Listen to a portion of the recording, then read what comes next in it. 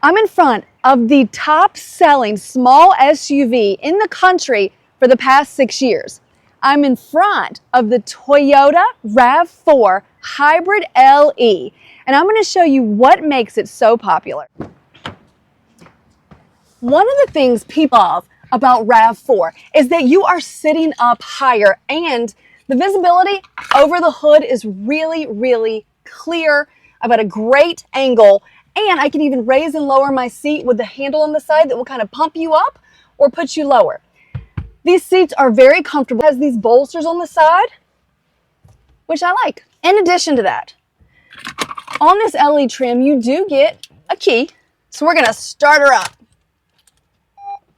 So quiet with the hybrid engine that comes on right away. Let me turn on this screen.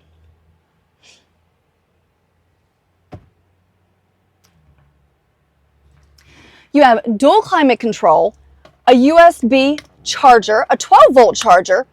You have your hold button, which is your fast food button. Your drive mode selector, which is normal, eco, and sport, are the 3 drive modes you can choose from. You have EV mode, 2 cup holders side by side. I call these the happy couple cup holders because sometimes in cars you have the stacked and then nobody knows whose drink or whose coffee is whose.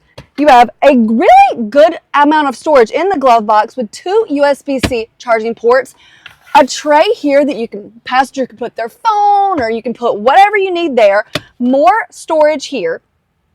In higher trim levels, you would get a pano roof or a sunroof. Have a place to store my sunglasses, which always comes in handy. One of the really fun features that I would get a ton of use out of is the Toyota Audio Multimedia. And check this out. Hey Toyota. How can I help you? What's my range? Your trip range is 170 miles. Okay, Toyota. How can I help you? Go to FM radio. Turning on FM. She works every time. In the LE, you have a 7-inch digital display with analog on each side. And if you wanted to upgrade to a higher trim level, all 12.3 of these inches in the driver information center would be digital. You have your 2 cup holders, your EV mode, your drive mode, your hold button, your electronic parking brake, tons of storage, a USB-C, 12-volt, dual climate control, and this really nice soft touch material up here in the two-tone. And I'm a big fan of hidey holes in storage, and I found another little cubby right here. You also have a bottle holder and more storage in each door. In the back, this seat is all the way back, and I still have decent leg room. These are kind of stadium style seating. So instead of your legs going out, if you can see this angle, my knees are kind of going up, which just makes it more comfortable. You have 2 vents here in the center console, a 12-volt plug.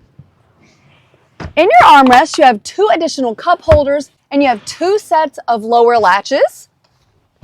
Oh. Great news, there's 3 top tethers.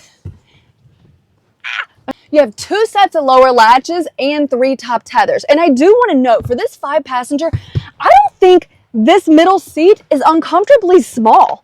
I actually have had in a Rav4, 2 kids' car seat, a bucket seat, a baby bucket, an infant carrier, and a convertible car seat rear facing in the back of a Rav4, and I still squeezed all of these hips and thighs in between them.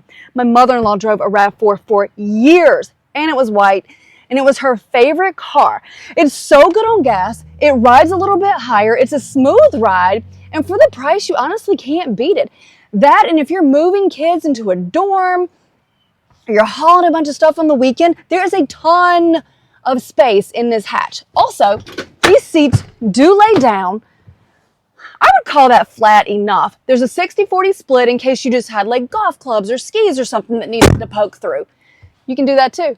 When I move this seat all the way on the rails to the forward position, I can almost lay my legs totally out. So this is a good visual. If you were going to have a rear-facing car seat, you could still make it happen comfortably in this vehicle. Each seating position back here does have a headrest, and the vents are right here. When you upgrade to higher trim levels, you will get some USB-C charging ports in the center. Toyota pioneered hybrid. And let me tell you what it means, because a lot of people still don't know between electric or plug-in hybrid or hybrid. A hybrid vehicle never gets plugged in. You have regenerative batteries. You have batteries on board that regenerate with your around town driving.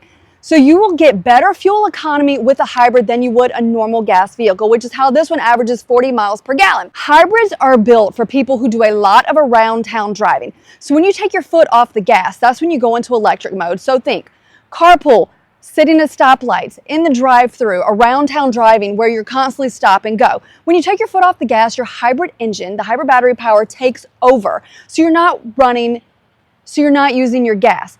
And then as soon as you put your foot on the gas, you're going on the highway, you're doing regular driving that's not around town, then you're reverting back to your gas. So that's how you have better fuel economy with a hybrid powertrain.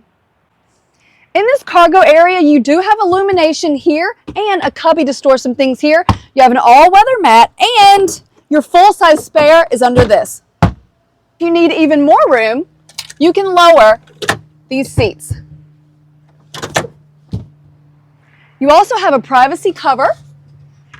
Since this is a base model, you do not have a power lift gate, but if that's important to you, you can upgrade to another trim level. Oh. Oh.